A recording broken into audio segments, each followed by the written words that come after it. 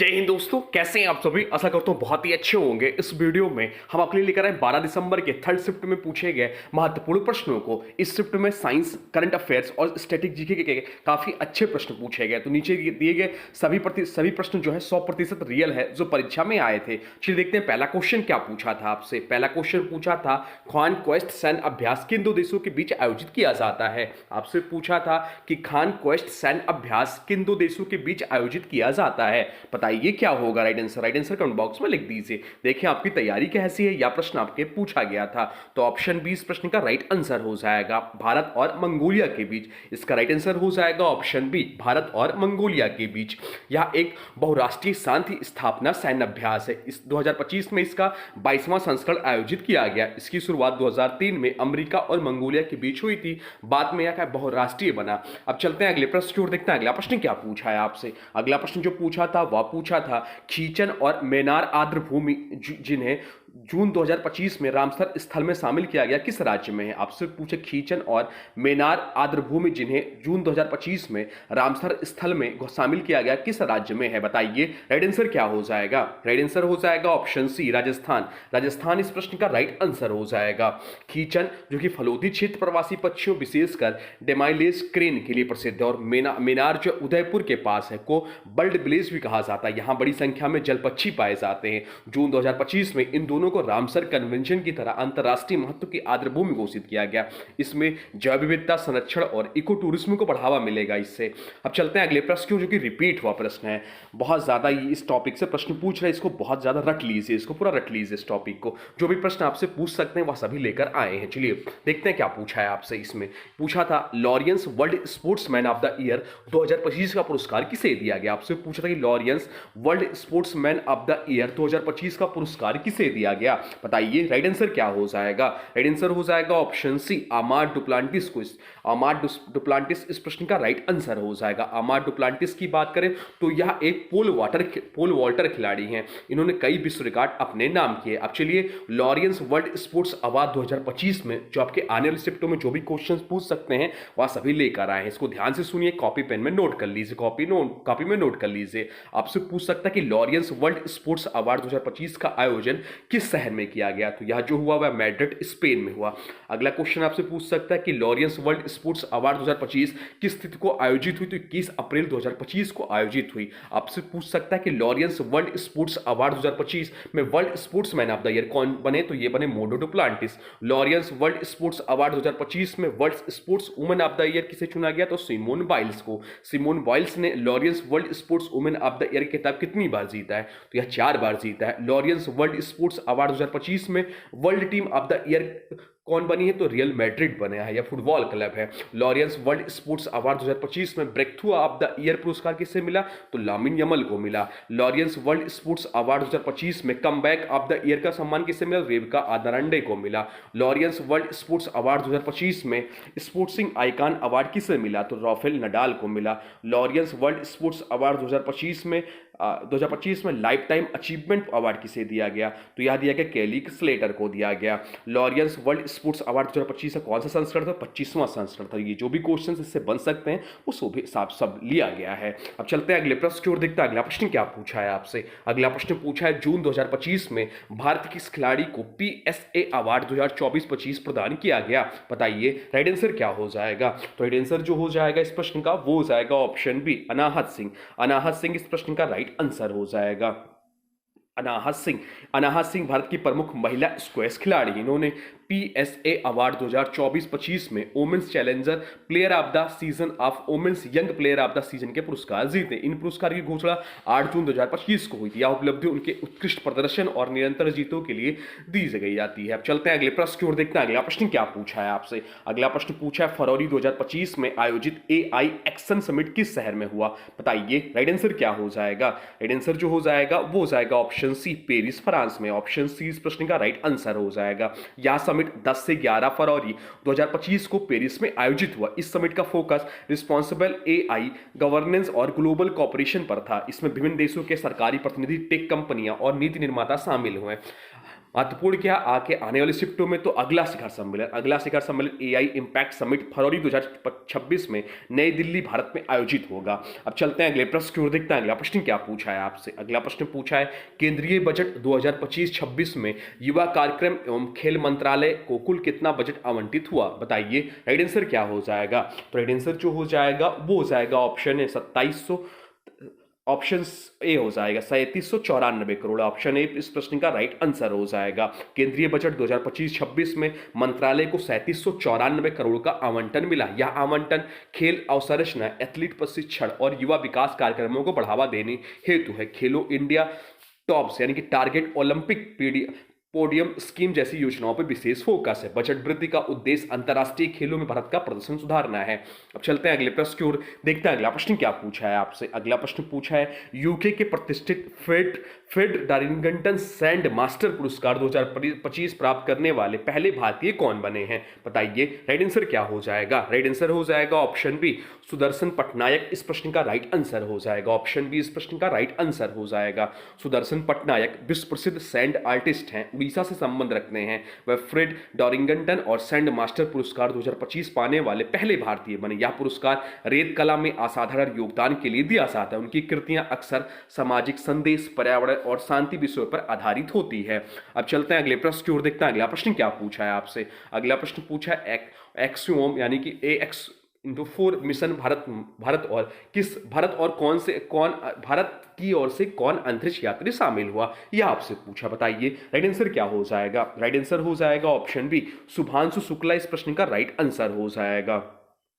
इस मिशन में Bharat, America, Poland और हंगरी के अंतरिक्ष यात्री शामिल हुए। शुभांशु शुक्ला भारतीय वायुसेना के ग्रुप कैप्टन हैं। उन्हें ऑक्सियोम 4 मिशन के लिए भारत का प्रतिनिधि अंतरिक्ष यात्री चुना गया। यह मिशन ऑक्सियोम स्पेस द्वारा संचालित निजी अंतरिक्ष मिशन है। अब चलते हैं अगले प्रश्न की ओर, देखते हैं अगला प्रश्न क्या पूछा है आपसे। अगला प्रश्न पूछा है डीआरडीओ द्वारा स्वदेशी रूप से विकसित मिसाइलों का परीक्षण कहां से किया जाता है, बताइए। राइट आंसर क्या हो जाएगा? राइट आंसर हो जाएगा ऑप्शन बी चांदीपुर, उड़ीसा से। ऑप्शन बी इस प्रश्न का राइट आंसर हो जाएगा। चांदीपुर, उड़ीसा में स्थित इंटीग्रेटेड टेस्ट रेंज से डीआरडीओ की अधिकांश मिसाइलों का परीक्षण किया जाता है। यहां से पृथ्वी, अग्नि, आकाश, ब्रह्मोस जैसी मिसाइलों के परीक्षण हुए हैं। यह स्थान बंगाल की खाड़ी के तट पर होने के कारण मिसाइल परीक्षण के लिए उपयुक्त है।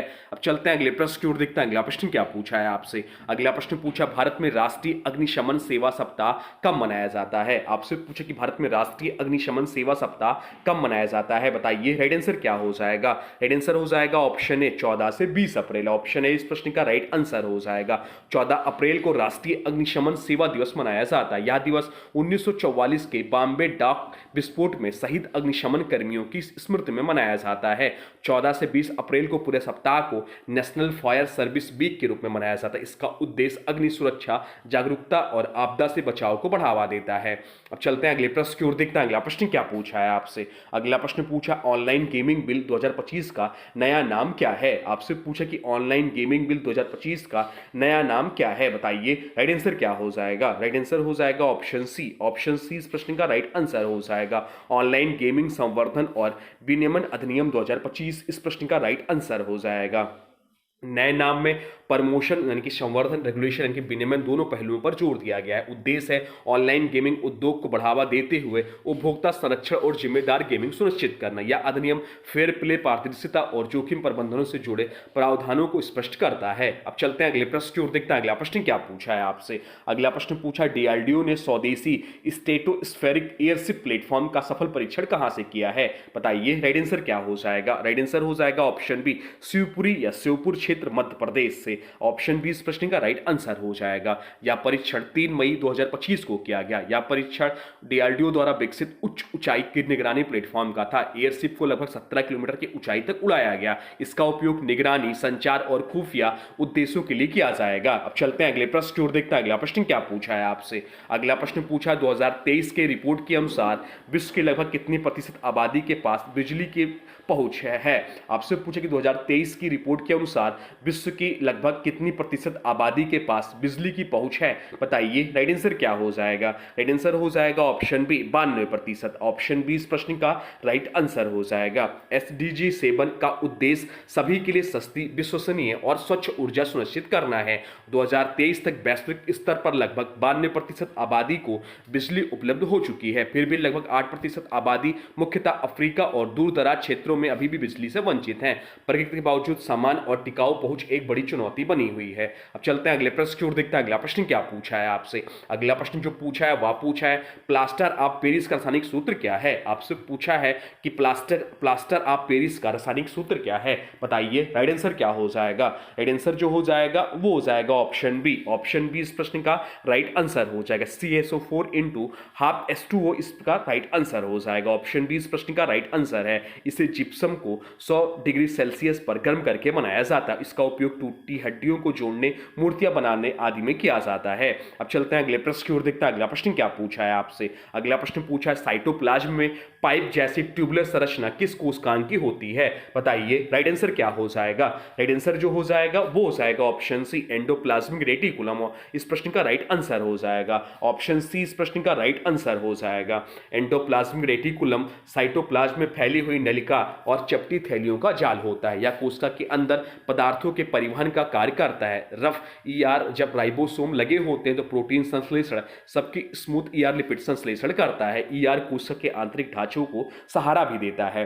अब चलते हैं अगले प्रश्न की ओर, देखते हैं अगला प्रश्न क्या पूछा है आपसे। अगला प्रश्न पूछा गर्म भोजन की गंध दूर तक क्यों फैल जाती है? आपसे पूछा कि गर्म भोजन की गंध दूर तक क्यों फैल जाती है? बताइए। राइट आंसर क्या हो जाएगा? राइट आंसर हो जाएगा ऑप्शन ए विस्तरण के कारण, डिफ्यूजन के कारण। ऑप्शन ए इस प्रश्न का राइट आंसर हो जाएगा। तापमान बढ़ने पर कणों की गतिज ऊर्जा बढ़ जाती है। इसमें वे हवा में तेजी से विकसित होते हैं और दूर तक गंध फैलते हैं। अब चलते हैं अगले प्रश्न की ओर, देखते हैं अगला प्रश्न क्या पूछा है आपसे। अगला प्रश्न पूछा स्टॉप डायरिया प्रोग्राम के तहत किस आयु वर्ग के बच्चों को ORS और जिंक दिया जाता है? आपसे पूछा कि स्टॉप डायरिया प्रोग्राम के तहत किस आयु वर्ग के बच्चों को ORS और जिंक दिया जाता है? बताइए। राइट आंसर क्या हो जाएगा? राइट आंसर हो जाएगा ऑप्शन बी 0 से 5 वर्ष। ऑप्शन बी इस प्रश्न का राइट आंसर हो जाएगा। यह राष्ट्रीय स्वास्थ्य मिशन के तहत एक पहल है। इसका उद्देश्य बच्चों में डायरिया से होने वाली मृत्यु दर को कम करना है। अब चलते हैं अगले प्रश्न की ओर, देखते हैं अगला प्रश्न क्या पूछा है आपसे। अगला प्रश्न पूछा ब्रिटेन की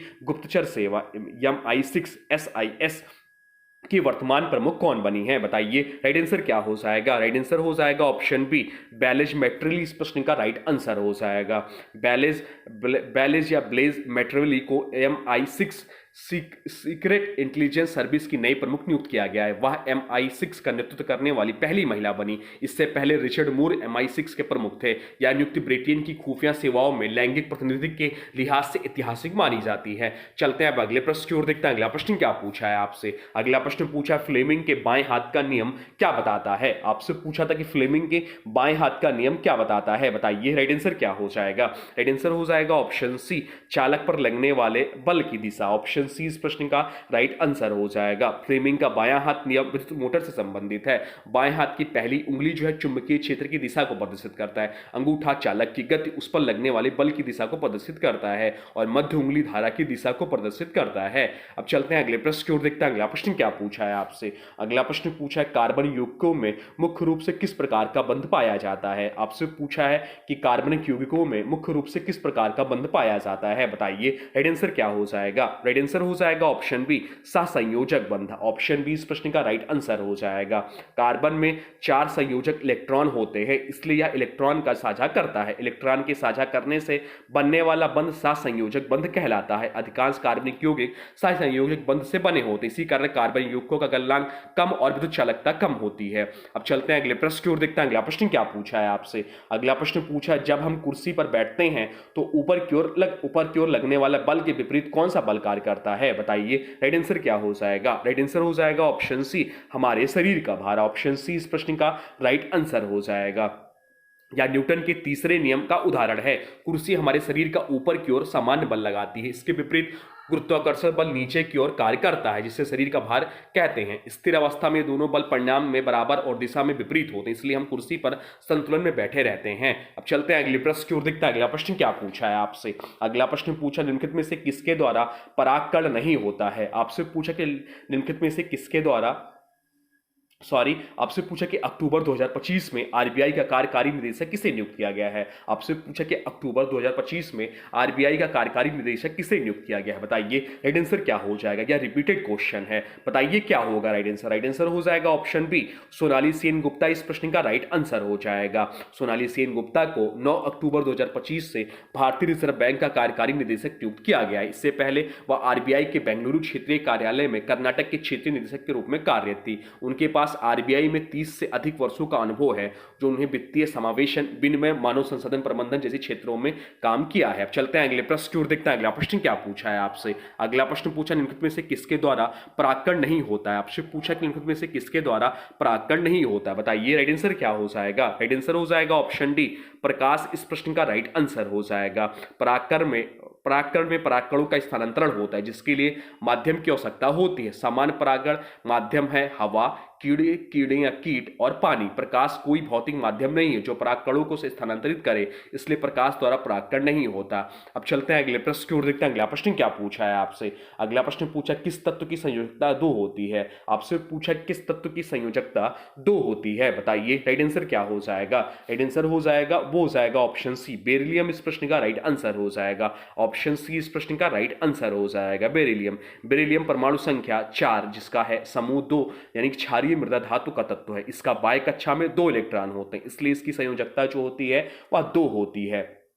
तो ये रहे 12 दिसंबर के थर्ड शिफ्ट में पूछे गए महत्वपूर्ण प्रश्नों का सेट। आपको वीडियो कैसा लगा इसके बारे में जरूर बताइए। और आज के वीडियो से प्रश्न है, इसका राइट आंसर आप लोग को बताना है। आज की वीडियो से प्रश्न है, खींचन और मेनार आर्द्रभूमि जिन्हें जून 2025 में रामसर स्थल में शामिल किया गया किस राज्य में है। इसका जो भी राइट आंसर होगा कमेंट बॉक्स में जरूर बताइए। और हाँ, अगर आपको हमारी मेहनत और ये सटीक एनालिसिस पसंद आया हो और आप चाहते हैं कि रेलवे में आपकी एक सीट पक्की हो, तो चैनल को अभी सब्सक्राइब करके बेल आइकन दबा लें। वीडियो को लाइक करें और अपने दोस्तों के साथ शेयर जरूर करें। पढ़ते रहिए, रिवीजन करते रहिए। मिलते हैं सुबह की शिफ्ट के साथ, तब तक के लिए जय Hind, Vande Mataram. Thanks for watching railway exam target channel को।